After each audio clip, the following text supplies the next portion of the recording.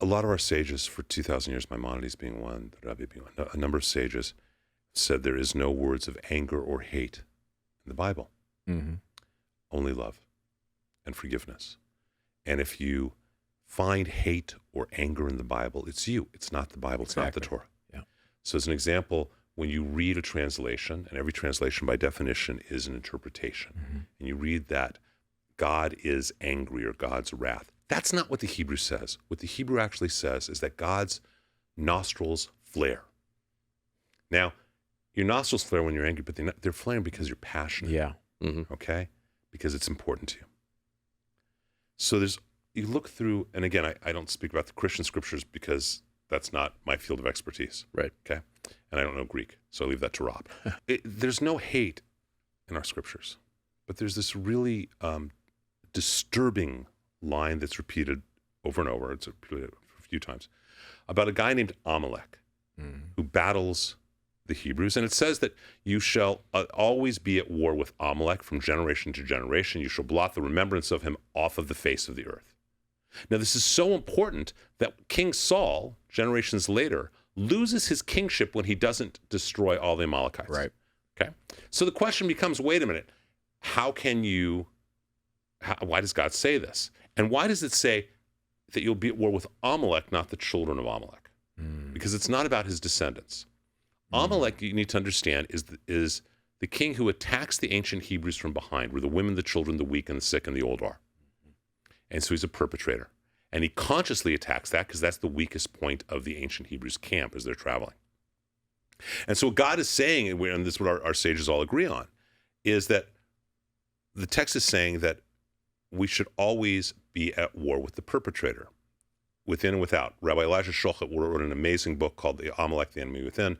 What's Amalek within? If someone has an addiction, that addiction is Amalek. Okay, it's preying on the weakest part of the person. You don't give an alcoholic one drink. You cut it out, you destroy it. You don't give cancer a little bit of room, you destroy it. Now, how do we know if a human being is Amalek? Because just like Amalek, they consciously go out to destroy the children, the women, the sick, the weak, and the old. Yeah. And the reality is we are commanded to destroy it utterly and completely. We have an obligation. I just wrote a column on it today that was out. We have an obligation to kill every member of Hamas and to salt the earth with their ashes. And that is, for me, horrific. And it's what we need to do. Right. And there's another piece in it. There's a midrash, a teaching 2,000 years old over that when the soldiers of Pharaoh are being drowned in the Sea of Reeds, and they're all drowning, the angels start to sing, and God, through his tears, stops them and says, the work of my hands is being destroyed, and you want to sing hymns of praise? There's no joy in this.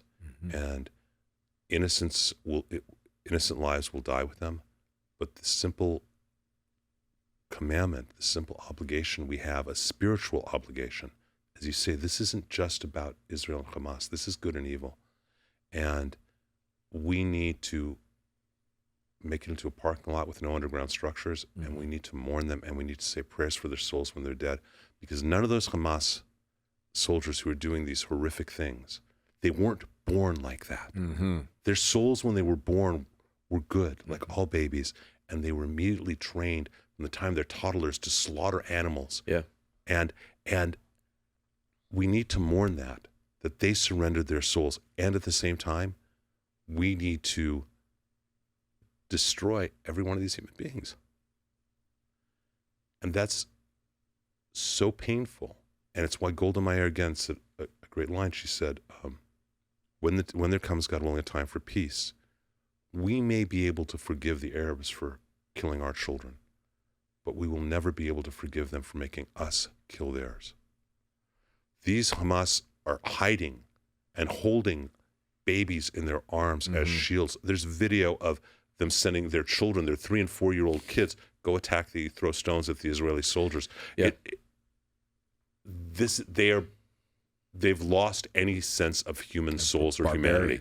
It's past barbarian. Yeah. Even animals don't treat other animals this way.